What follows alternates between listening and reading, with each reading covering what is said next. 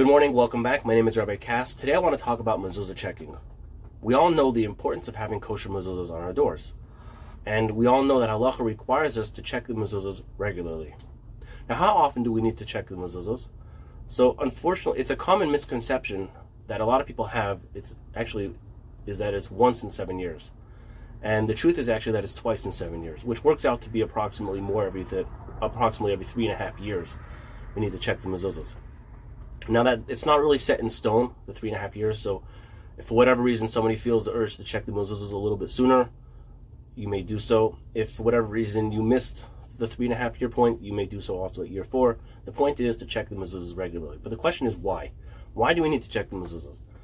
So the first and most obvious reason that we need to check the mezuzah is because nothing lasts forever. And as the mezuzah begins to age, there starts to develop small cracks in the crowns, where the crowns are attached to the letters. And eventually, if not taken care of and checked regularly, what can happen is that it starts to develop cracks within the letters of the mezuzah itself. Now, what's the problem with that if the letters are cracked? Well, we know that in both Shema and V'hayim Shemaya, which these are parshiyos from the Torah, it says in them, that these words need to be written upon the doorposts of your home and upon your gates. The problem is that when the letters crack, we don't have the letters of the words from the Parsha, from the Torah anymore, because the letters are broken. The same way everybody would agree that going to the dentist on a regular basis for, let's say, annual checkups is a good idea.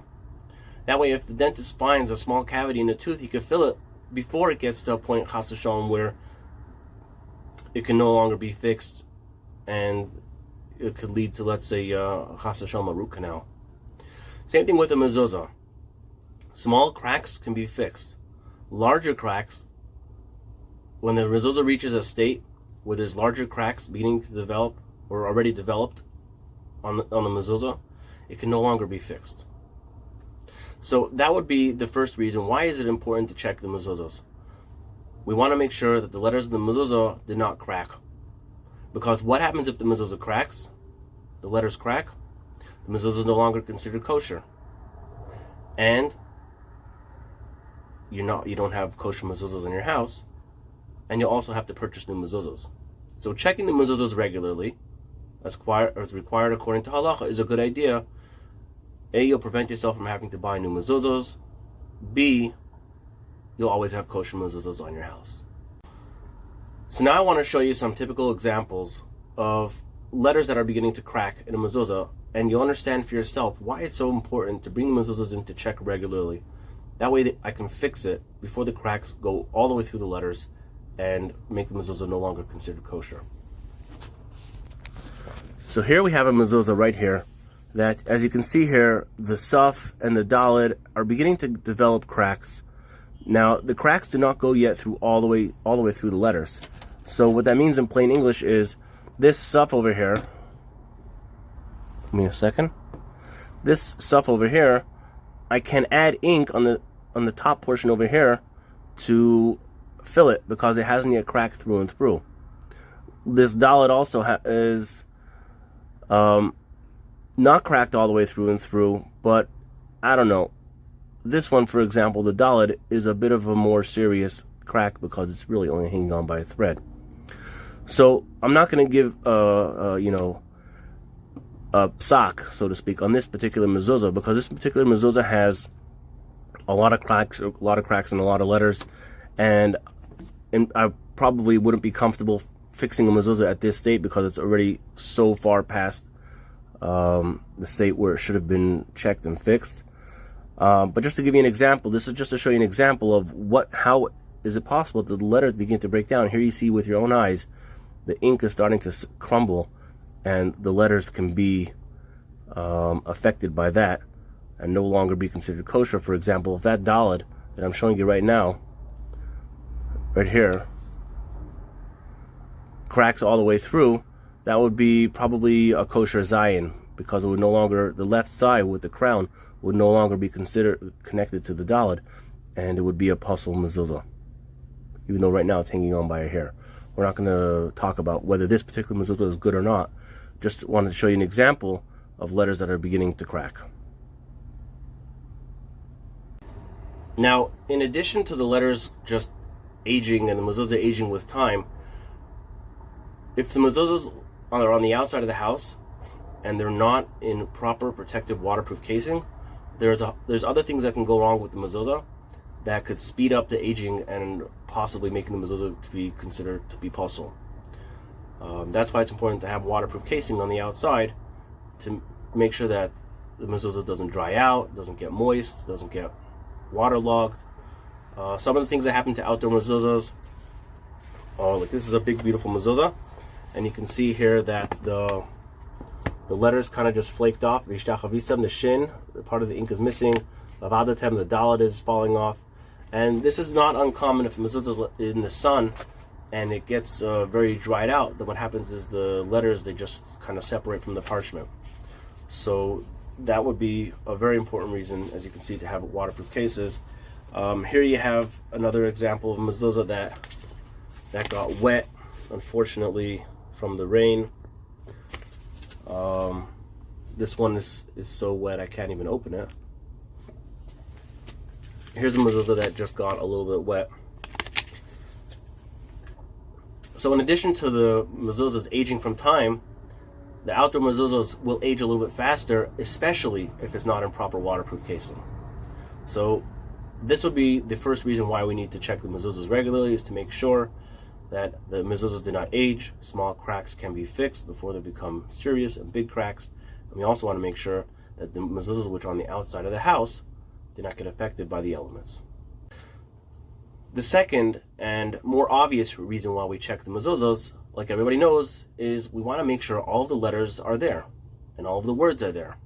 There's no extra letters, there's no extra words, and no substituted letters or words. Why is this important? Well, like we said earlier, it's important for the letters, the words from the parsha to be written in the mezuzah. That is the mitzvah. Now, how is it possible that a mezuzah should be missing a letter or a word? Well, the answer is that the sofer is a human being. Even the most talented and experienced sofer is subject to human error. If you want a malach to write your mezuzah, the mezuzah would no longer be considered kosher because the mezuzah has to be written by a human being. Now, anybody can make a mistake. The mistake could be attributed to a simple distraction while writing the mezuzah or an interruption. I have one mezuzah here that I remember when I was writing it, I got an important phone call. And as the phone was ringing, I was trying to finish the letter from the word. And I had to take this phone call. It was an important phone call. And when I got back down, I sat back down to write the mezuzah. By mistake, I started by the next word. I'm going to show you this mezuzah right over here. I finished eschem, and then when I finished the phone call and I started writing again, I wrote le'ahava es Hashem lekechem, and I was writing over here Hashem lekechem. I realized usually when I'm writing lekechem, I'm a lot closer to the end of the line, and I realized that I missed something's wrong. Something doesn't make sense, and I looked back and I realized that I missed the word hayoim. Now, Baruch Hashem, I caught this right away. But sometimes if the sofer doesn't catch it right away, it could go undetected, unnoticed. Now, when we write a mezuzah, we're supposed to give it to another sofer to check it before it goes to the customer. What happens if the sofer was checking it, didn't realize the mistake? Because not all the mistakes, missing a letter, missing a word, sometimes it could be hard to catch. He could also miss it. That's why we also do a computer examination, which means we take the mezuzah and we take a picture of it or a scan. There's different programs, and we run it through the computer, and the software matches the text to the picture, and it matches it up. And that's a very reliable way to assure us that all the letters and the words are there. The problem is that who's running the computer? Also a human. So when you scan a mezuzah and it comes up with 15 or 20 potential problems, and a lot of them could be false alarms, such as a glare on the screen or a dust or a hair, which could make a letter look like it's broken. There's a lot of false alarms, and the person running the computer could, by mistake, click it one too many times, or just get trigger happy, and by mistake not really match up the results to the mezuzah itself. I remember one instance I was somewhere where I saw that a pile of mezuzahs that were thought to have been computer checked was mixed up with another pile which was not computer checked, and they thought the whole pile was already checked by computer, and they were putting the stickers on it saying computer check. So these things happen. Human error can always happen. So we want to make sure, we want to check the mezuzahs to make sure that all of the letters are there and there's no missing or added letters. I want to show you some other examples of mezuzahs with different kinds of mistakes of missing letters and missing words.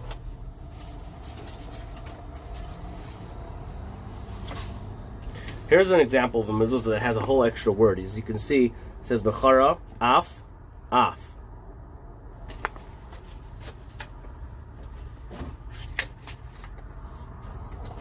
Here's an example of a mezuzah that if you look on the bottom line between my fingers, it says Lavasechem, missing the word Laseis. And Sofer missed out a word, unfortunately.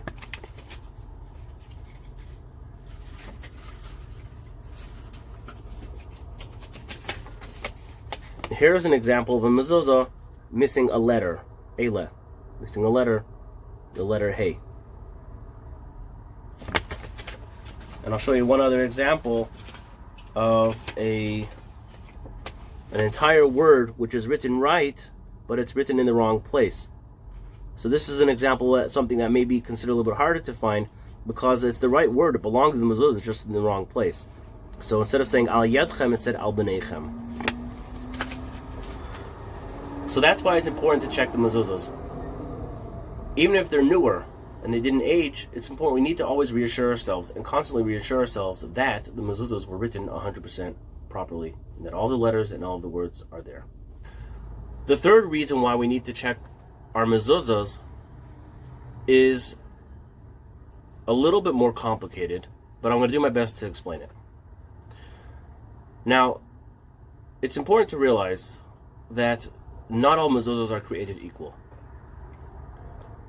Some are more beautiful and more expensive. Some are cheaper and not just beautiful, but this is what we're going to be talking about. The third reason, that they're written quicker and they're cheaper, and therefore there's a lot of sleight of hand in the cheaper mezuzahs. And there's a lot of different aspects of the mezuzah that are affected by the fact that they're being written faster and sloppier.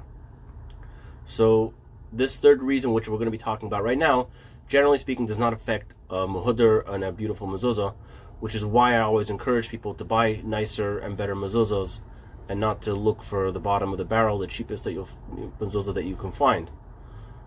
So the mezuzah that I'm going to be talking about right now is a mezuzah which you'll find in Judaica stores and even by some soifrim who want to sell a cheaper mezuzah. Usually it's somewhere in the range of $40 to $50, at least in today's market. Now, what's the problem with these mezuzahs?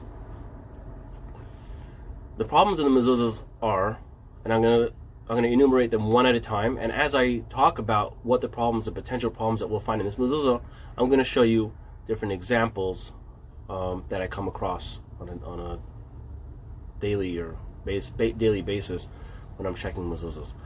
So the first problem that I'll find in the cheaper mezuzahs is that the letters are not always written properly, which means because they're being written fast, it's easy for there to be sleight of hand. So let's say the sofer has to write Beisecha, so he's writing the Yud, and by mistake he's in such a rush to write it faster so he could sell it for less, right?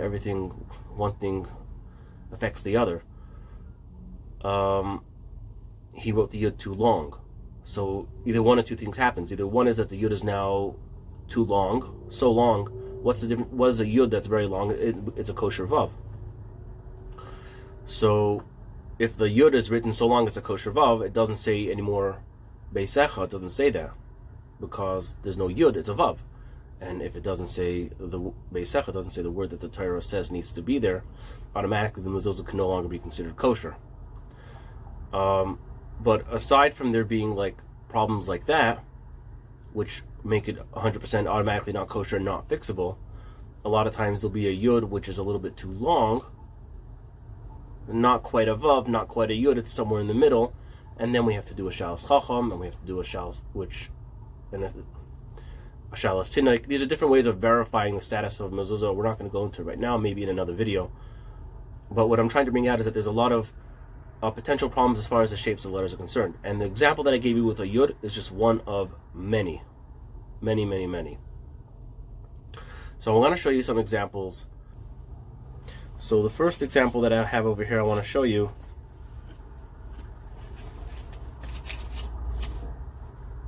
a yud. Exactly the exact example that we were talking about.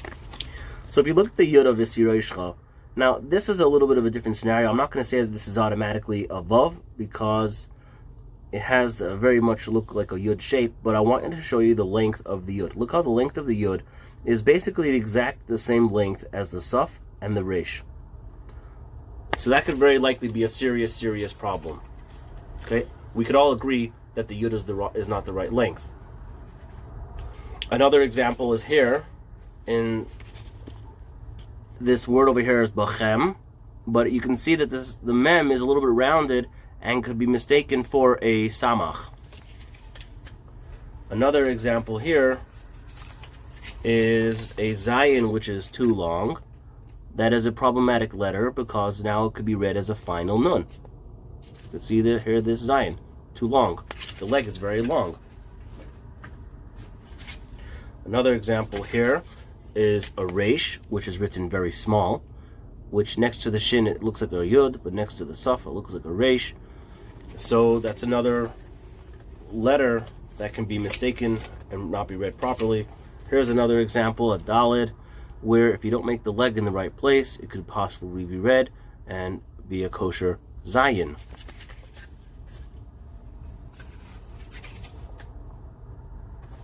Here's another classic example. Asher, you can see the resh is very long. Now the leg is longer than the head. So that is a final chaf. I could show you these examples all day because I get a lot of cheap mezuzahs to check. I have here a vav, which is next to the saf and the zayin. It looks like a yud very much. Now, because, well actually I'll hold off saying that.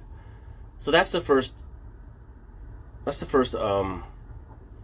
problem that I'll find in the cheaper mezuzahs, is just simply the shapes of the letters. The next problem that I'll find in the cheaper mezuzahs is the spacing. Because the mezuzahs are written so fast, there's problems with the spacing of the mezuzah. So, for example, I have some over here, some examples I'm going to show you. I want to use the example that I have in the mezuzah. I have nav shechem. Nav shechem is a word I'm going to show you. So, if let's say the word nav shechem, there's a more space. In this instance that I'm going to show you, there's a big space between the chaf and the mem of nav shechem. So it's not the word that the Torah says needs to be written in the mezuzah, because it doesn't say nafshechem, it says nafshecha, and then there's a mem, like seemingly not attached to the word. So if the word is not there that the Torah says needs to be there written in the mezuzah, then the mezuzah is no longer considered kosher. Now, because the server is going so fast, they're sometimes not paying attention how closely he's making one letter to the next, and you'll have these kind of problems. So I'm going to show you now some examples of problems in the spacing of the mezuzah, which could be a problem and affecting the kashrus, the level of kashrus of the mezuzah. And in most cases, the spacing could be fixed. And I'm going to show you an example of me fixing spacing on a mezuzah. But you'll get an idea of exactly what goes into checking the mezuzah. I'm going to show you this right now, the spacing. Okay, so you could see here, this is what I was talking about, nafshechem. You can see that there's a very big space between the chaf and the mem, and that could be a problem. Now, sometimes, sorry about that. Sometimes you'll see like big spaces, and sometimes there'll be less spaces. Look over here, the mem and the tzaddik. They almost don't even look like they're part of the same word. And you'll see here throughout this mezuzah, it was written very poorly, and there's a spacing problem here between the aleph and the lamed. And over here, V'shachbucha, the Chaf and the Beis, Eschem, the Chaf and the Mem. This is a classic example of a cheaper Mezuzah that has problematic spacing.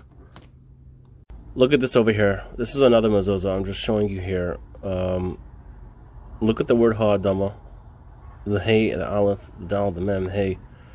You have a serious problem with this word here because, I mean, the Hey doesn't really belong to the word, neither Hey belongs to the word. The Aleph is separate from the Daled. This is a Mezuzah that had other shilas in the shapes of the letters. I mean, this is what you're getting when you're buying a cheap Mezuzah. Look at this. If I wanted to fix this, you know what I would have to do? I would have to add to the Aleph, add to the Hey, add to the Aleph from the other side, separate a little bit the Daled from the Mem, and then add to the Mem to make the Hey one uniform word. I'm going to do it just to show you how much work it takes for a sofer to make a Mezuzah that's not written properly, how to make it properly kosher. And there you have how the word should be properly fixed up. Now, the spacing is not just that the letters within one word may not be attached to it.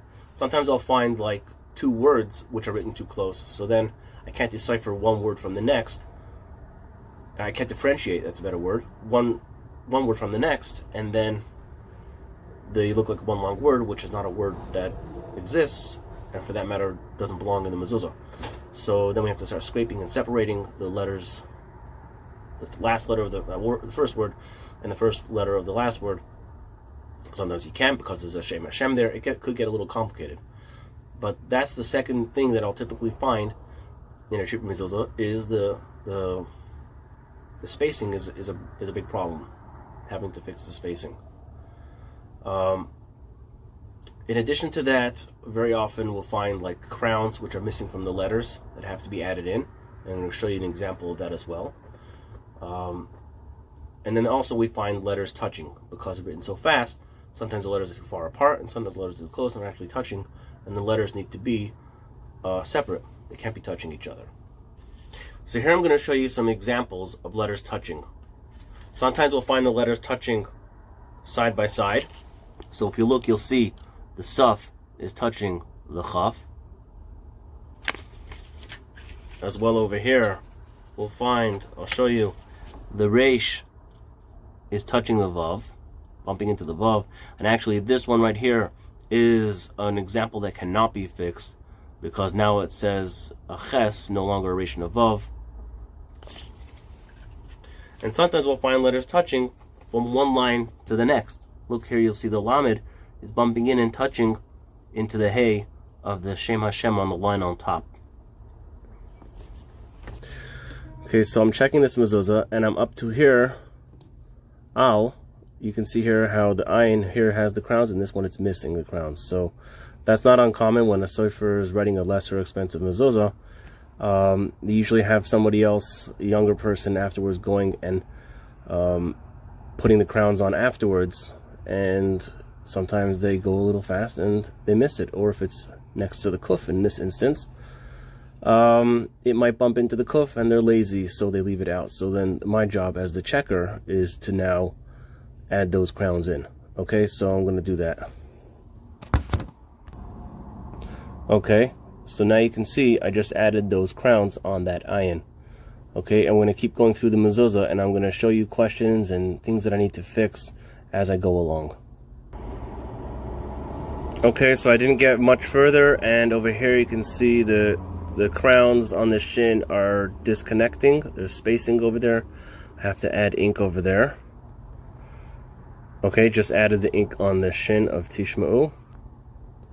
Also, Nafshechem over here, it doesn't look like the person who made the crowns really quite touched the shin. The left over here needs to be fixed. Okay, that is now fixed as well. Okay, another letter missing the crowns. Now here there's nothing above, and there's no reason why anybody would have missed adding those crowns unless it was just an oversight. And here you can see I added in the crowns for the tzaddik. These two letters over here are very close. They're touching. It looks like they're touching with a half a hair. I have to separate those. And again, the shin over here, the tagim were not made properly. They have to be fixed. Okay, letters separated, and the crowns are now fixed. Seems like we're on a roll here with missing the crowns over here. So here again, two more letters missing the crowns. Okay, so those crowns are now fixed. So, as you can imagine, it's hard enough to check a mezuzah and make sure all the letters and the words are there, and also be trying to find the cracks and to fix them to prevent them from getting too big. It's challenging to also be focusing to making sure that all the letters are the correct shape and verifying it. If hopefully we find out all the problems and verifying it, fixing the spacing, making sure no letters are touching, and adding in crowns wherever they're missing.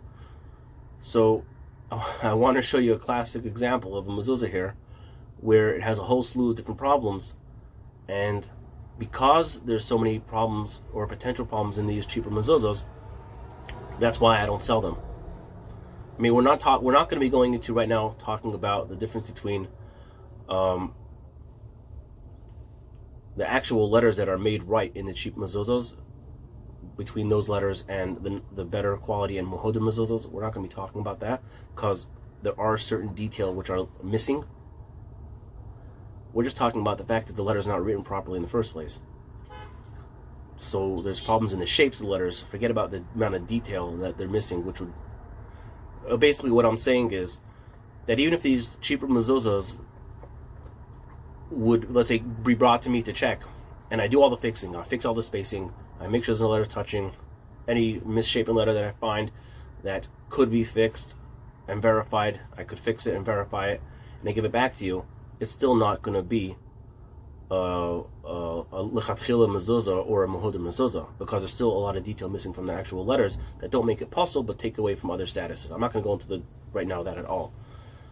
But so why don't I sell these mezuzahs? Because quite frankly, to check these mezuzahs are very difficult, and even the most experienced and trained sofer who could have a difficult time checking these mezuzahs. Now I should say, maybe I should have said it in the beginning of the video, that it's important to realize that who you bring your mezuzahs to check, who you bring your mezuzahs to check to is very important. Like any professional, in any industry, some are better than others. There's some doctors who are better than others, some contractors who are better than others, right? Forget about pricing. Skill, level of skill.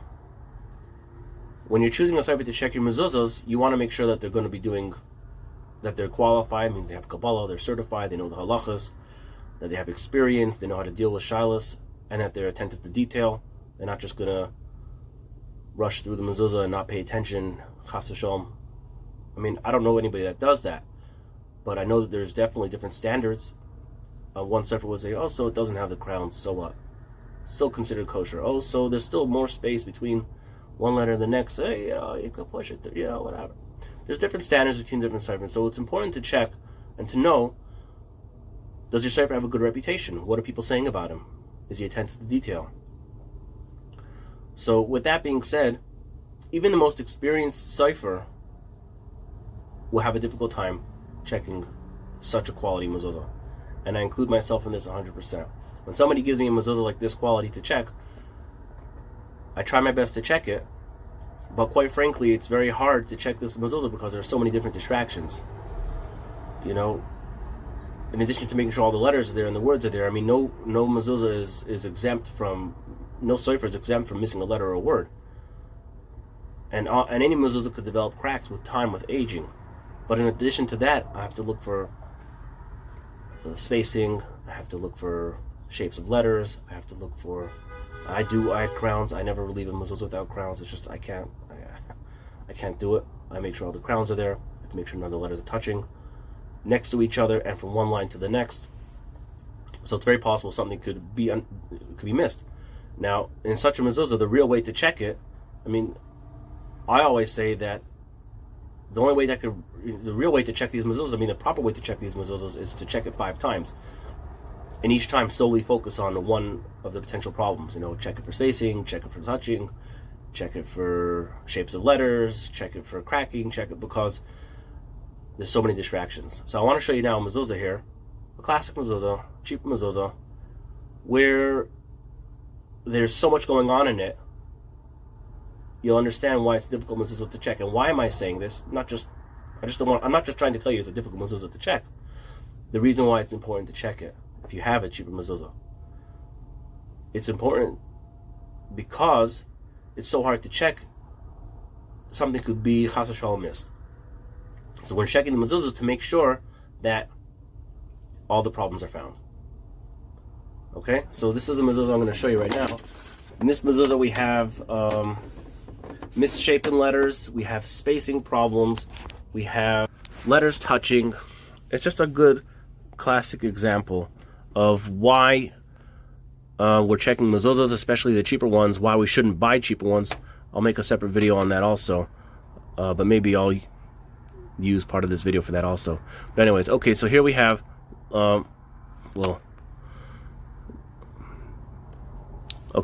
so we have here Hayoim. The yod is touching, is bumping into the vav by a slight here. Look at the nafshechem, the nun and the fei, the shin and the chaf. Sorry, nafshecha, not nafshechem. There's a big space between the letters over there. Vishinantim over here. The tagim, the crowns on the nun. You see this nun over here. I should get something better to point with. Here, this will do. Oh, magnet's grabbing it. Look how this nun over here only has 2 crowns, doesn't have the 3 crowns. And then again, you have a big space between the nun and the saf, right? So all this stuff going on could possibly be read as 2 separate words. What else? What else do we have over here? Let's go make our way down. Look at this bays right here. Okay. Now that might be still considered kosher on some level, but again, we could all agree that it's not made right. Look at these. Look at this one here. This this lamed over here, the head is very short. That is a problem. I have to examine that actually to see. It doesn't look like there's any neck on that lamed. What else do we have over here? Oh, more letters touching here. We have a daled that's written. There's still more head on the left than the right, but again, it's entering almost at a state no, that doesn't really look like a Zion, but that's a classic example like I showed you earlier, but again, it's not made right. That's the point that I'm trying to show you right here. What else do we have in this mezuzah? Oh, missing crowns here, missing the crowns. What else? Let me see. Oh, more missing crowns. Right here, missing crowns again, needs to be added in. So, as you can see, just some of the stuff that I'm pointing out to you here. Again, oh, look at this test. It's missing crowns. So,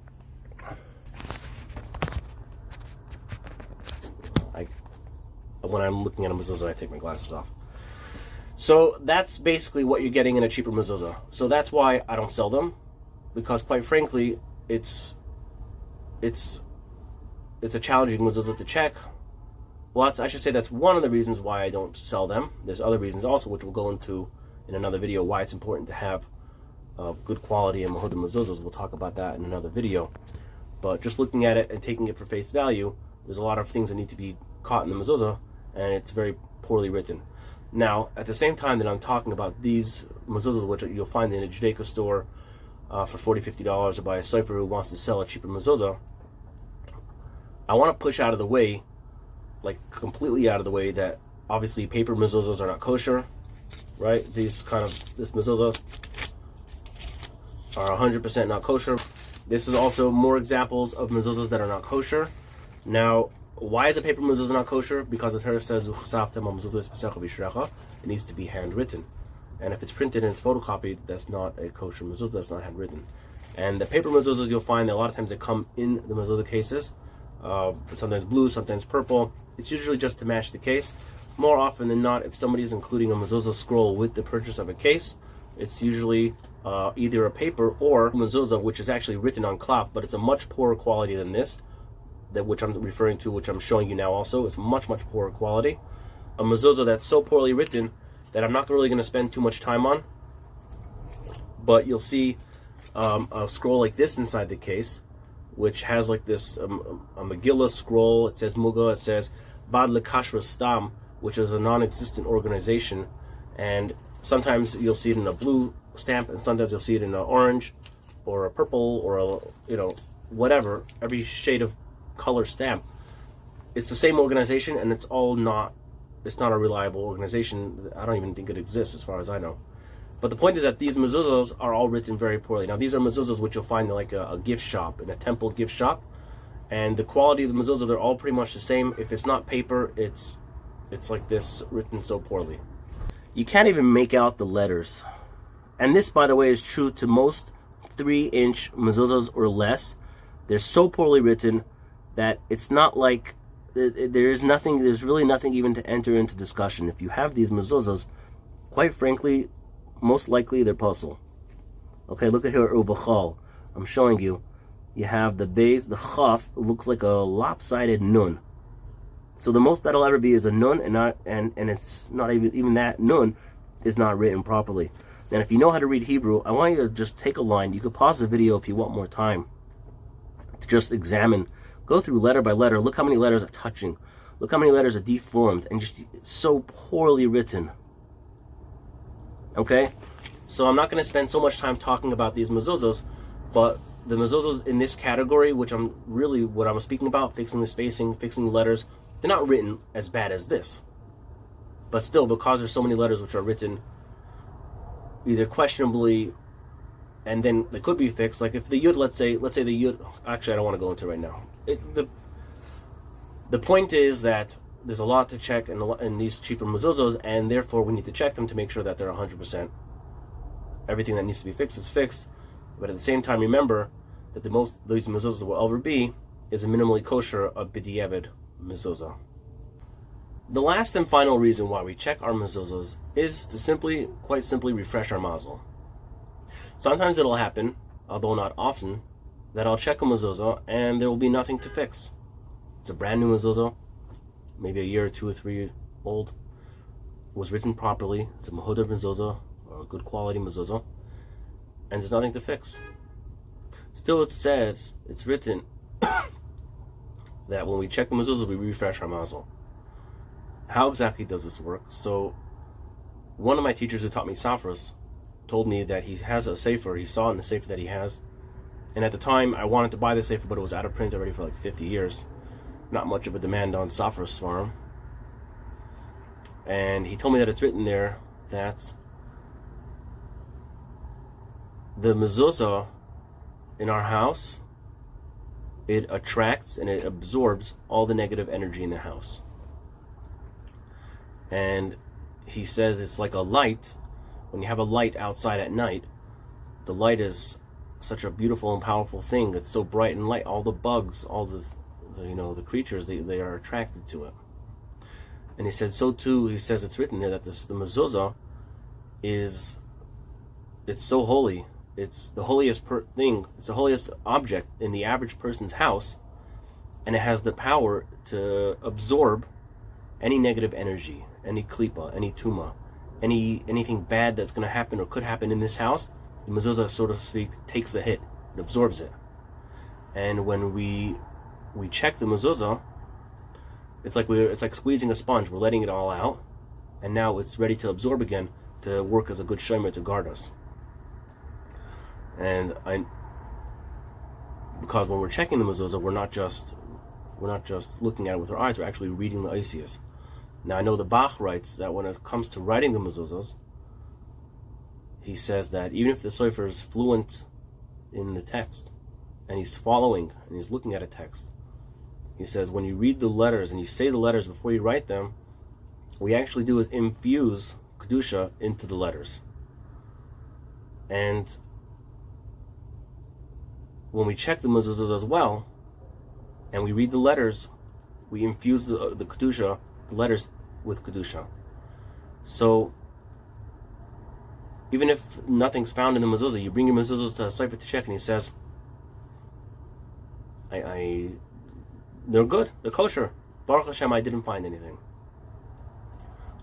Nevertheless, your Mazel is still refreshed. So those are the reasons why we check mezuzahs, and what I showed you today is what goes into checking the mezuzahs. Now you understand and appreciate why it's so important to check the mezuzahs. And I'll tell you, from my experience, unfortunately, people tend to forget, and life passes by quick. And before you turn around, you realize it's 10 years or 7 years since you've moved into your house, or since you've had the mezuzahs last checked. So look around, try to figure out when were your mezuzahs last checked, because it's quite possible that you've gone past the 3.5 year, the twice in 7 year period of time. And if you haven't, it's very possible your neighbor has, or your friend. In my experience, people come to me to check the mezuzahs closer to 7 to 10 years. And unfortunately, I've been in houses where mezuzahs have not been checked for 25 years. So share this video, like the video, and if you have somebody you know that doesn't understand the importance of checking the mezuzahs, or what goes into checking the mezuzah, share the video with them. And Mirza Hashem, we can get everybody to check the mezuzahs on a regular basis. So everybody should have good kosher mezuzahs on their house without any problems. And stay tuned for more videos to come.